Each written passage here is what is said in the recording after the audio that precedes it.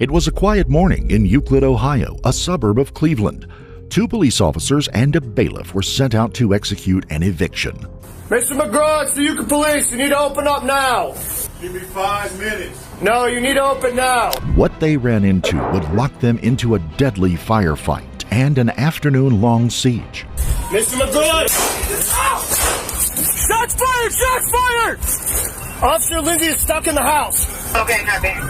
I do not have eyes on the middle. He's somewhere in the house shooting at us. Lindsay, can you hear me? I'm in the porch. The only way out is crossing the front door, which I am not doing. Come with us as we look into a desperate struggle for home, life, and survival.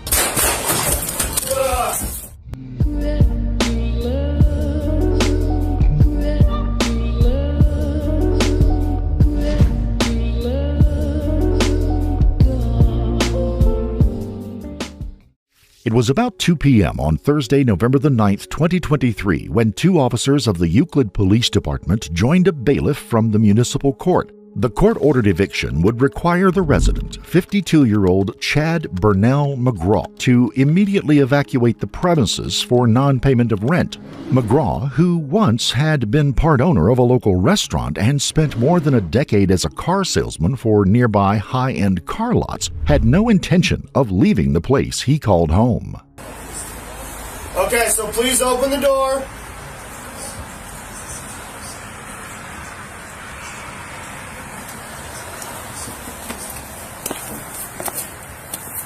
We will work things out with you. Please gotta open the door right now so we can talk this over. Just watch the door. I'm sorry? You're writing something? No, open the door now.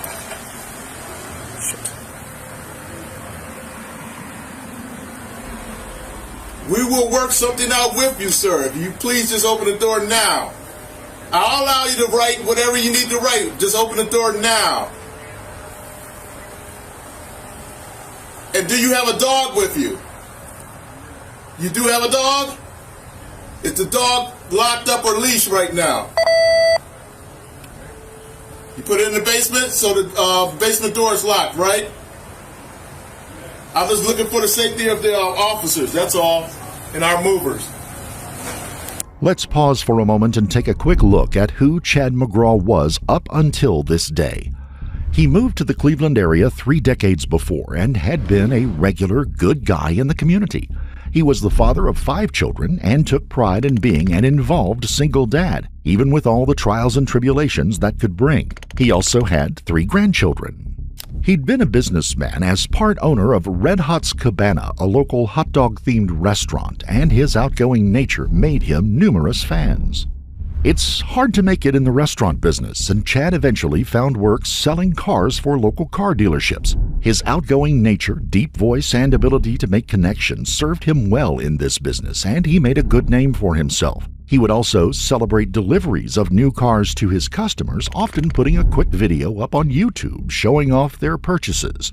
In early 2023, he had gotten his insurance certificate, perhaps showing a new direction in his career choices. There had been a bit of trouble in the man's life some 30 years before for a disorderly conduct violation. He only had a handful of traffic violations over the years, except for 2 charges in 2022. Those charges both stemmed from his dog getting loose and biting someone in August and September of that year. The officers on that day had been advised of those incidents, and that leads us to them requesting that his dog be secured. That was one of their worries when they arrived. It quickly became the least of their worries as McGraw began trying to delay the proceedings. Mr. McGraw? It's Euclid Police. What you doing?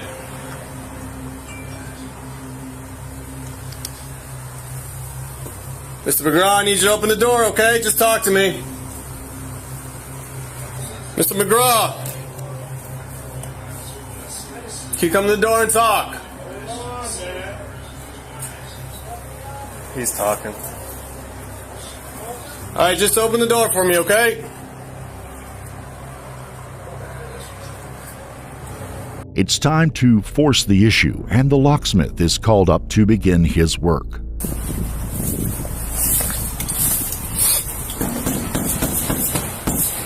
Mr. McGraw, we need you to answer the door or we're coming in.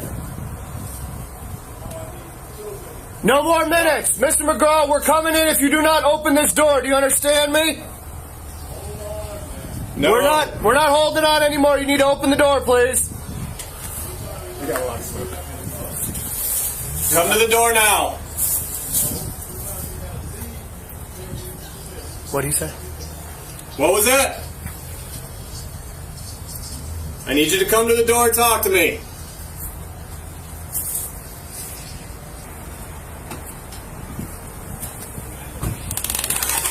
See if we can open up.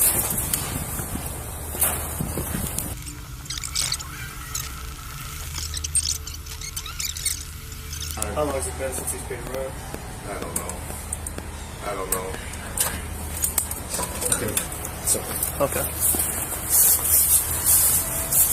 Just open and let it breathe. Ready? Yep. Mr. McGraw! Shots fired! Shots fired!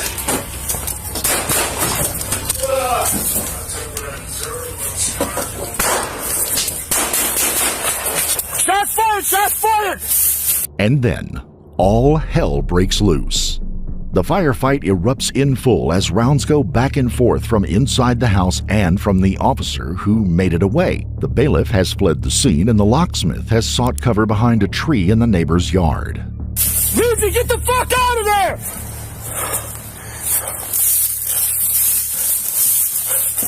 Radio, he's shooting from inside the house. Lindsay's stuck in the... Lindsay, can you get out? No. Lindsay, come on that fucking window! Hold on! Lindsay, hold on! Radio, we got an officer stuck.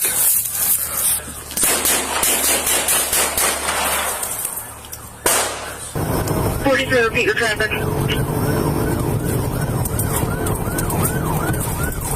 Officer Lindsay is stuck in the house. Okay, copy. I do not have eyes On the male, he's somewhere in the house shooting at us.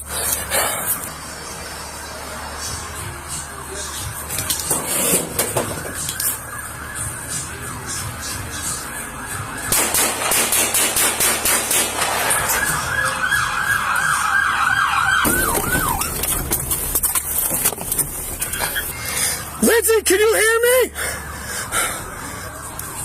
I can hear you. I can hear you. I cannot get out. 4-3, I can hear you. Where are you? I'm still on the porch. Okay, listen. I am gonna lay down fire and then you run the fuck out. I'm in the porch. The only way out is crossing the front door, which I am not doing. The officer is trapped. He can't move across in front of the open door or he'll be right in the line of fire. He can't make it out through the window behind him, and possibly the only thing that is saving him now is that the shooter does not know he's still there. Sirens can be heard in the neighborhood and the distance as well. The radio call of shots fired and officer trapped have generated an immediate response from local police both on and off duty. They will swarm the neighborhood in the coming minutes with SWAT teams and armored vehicles right behind them. Vehicle and foot traffic in the neighborhood has already been stopped and rerouted. Homes are being evacuated. The officer begins to work out a more measured approach, one meant to save lives rather than to create more potential casualties. Be careful about that second story window. Can we use that shield to get up? I'm going to move around. Those guys on that car have like nothing but an engine block. You think that's a good idea? Well, he's got 13 cars. All right. You want to come with me, Wilcox? Let's go. Let's go this way. Stay where you're at, Brock. I know. Ready?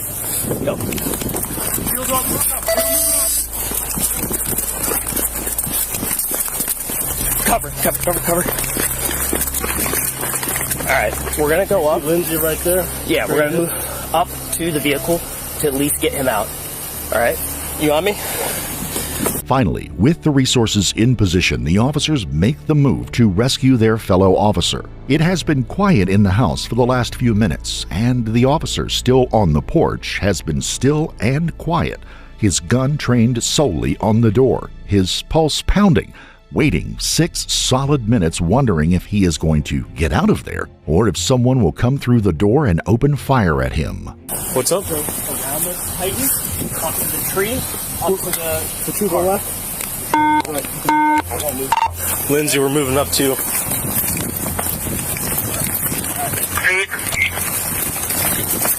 What kind of weapon he is, Nope. Yeah, we get a rifle or shotgun. Can we get out of here so you're safe? I feel safe. Whoever's moving up to me, come up by this pine tree. 20 is out of the house. 20 is out of the house. I got a civilian over here still. Yeah, let's go.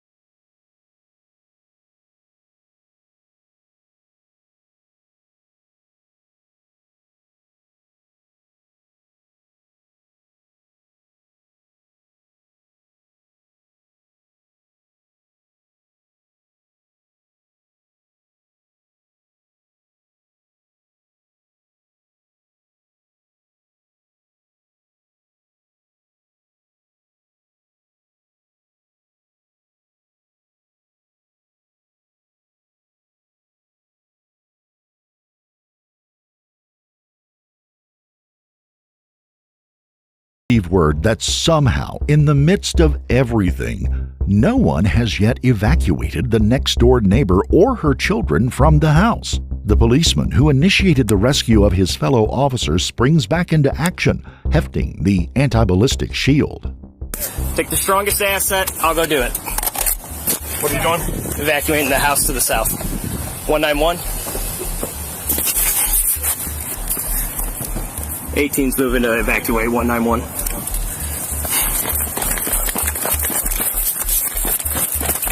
Are you sick?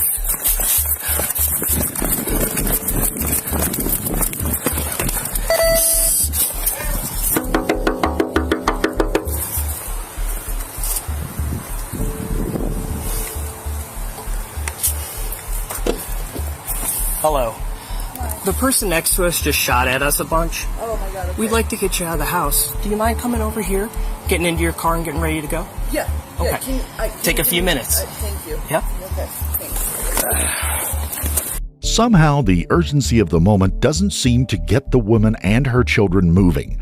Outside the door, the officer waits patiently, trying to keep his shield up to offer some sort of protection should stray bullets start heading his way.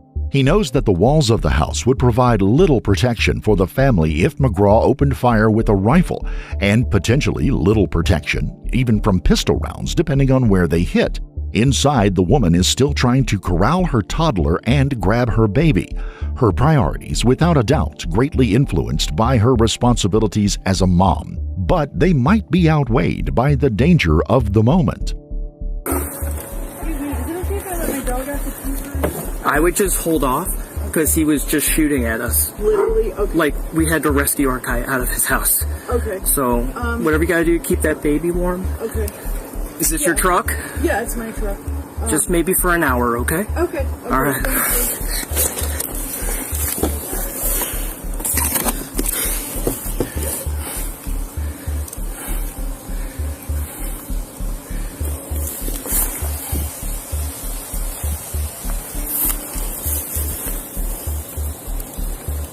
It would take more than 9 minutes to get the kids together and make their way out the back door of the house. Hey, you got a car seat in the back for him? Come here, Kai. You ready to get in? You ready? Can you be brave?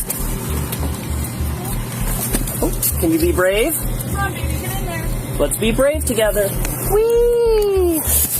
Whee! There you go. Hi, my name's Matt. Say hi. Let's get you buckled in, okay? It's okay, son. It's okay. If you gotta go down the street and fix the car seat, that's okay. But with them shooting at us already, we don't want a bullet to come through your house. Now, with bystanders out of the way, with beat cops, plainclothes officers, and SWAT team members surrounding the home, they can get down to dealing with Chad McGraw inside. No one has heard a shot from inside for some time now, but it does not mean the danger has passed. They question the officer that has been trapped on the porch to see if there's any intel he can pass along. Somebody gave you a secondary? No, nobody did secondary yet, but Don't feel anything? no. Blood, nothing? All right. So when you're in there, can you hear movement? Is he hit? I couldn't tell. He let off several volleys of shots. Okay. I can't even be sure if there wasn't one final one to himself. There just isn't much to go on for the officers here, and speculation runs rampant. Even among seasoned officers, rumors can move fast, and the information they have received from McGraw's friends and family that they have contacted has given conflicting or worrisome information. This guy sounds like he doesn't have any CCH, pretty much. Is he a rental? Or is he a veteran? We don't really have history from him, but I just heard Sergeant Eddington say something about grenades and explosives and multiple firearms. Yeah, that's from sounds like it's from information from the attorney. Maybe he's contacting family. So. In the meantime, drone resources have arrived on the scene and are being prepared. As the first small aerial drone takes off, a number of officers log into the drone's feed to see what it picks up on its camera.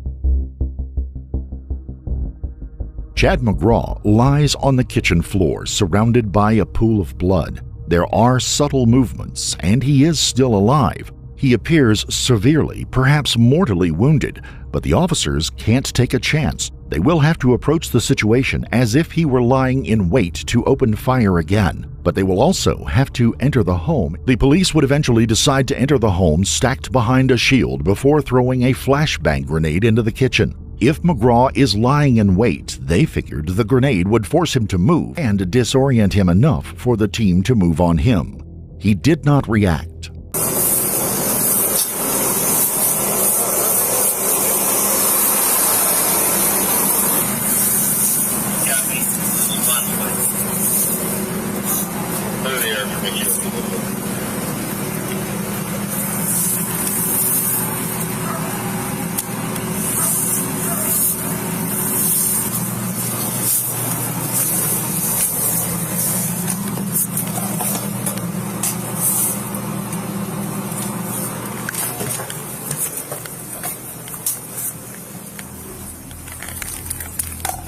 Outside, EMS workers render aid to McGraw, and he would be taken to nearby University Hospital. They could not determine at the scene whether the wound to McGraw's head came from an officer's pistol or his own. He would die shortly after arriving at the medical facility.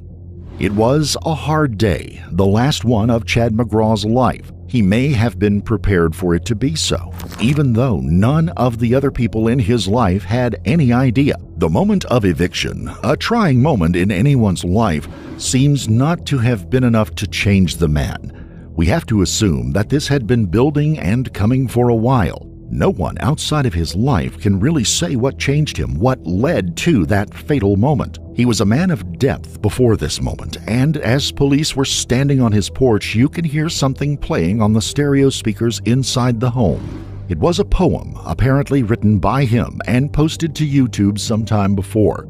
It would play in its entirety as the events played out. My cigarette burns. My CBM. Chad Burnell.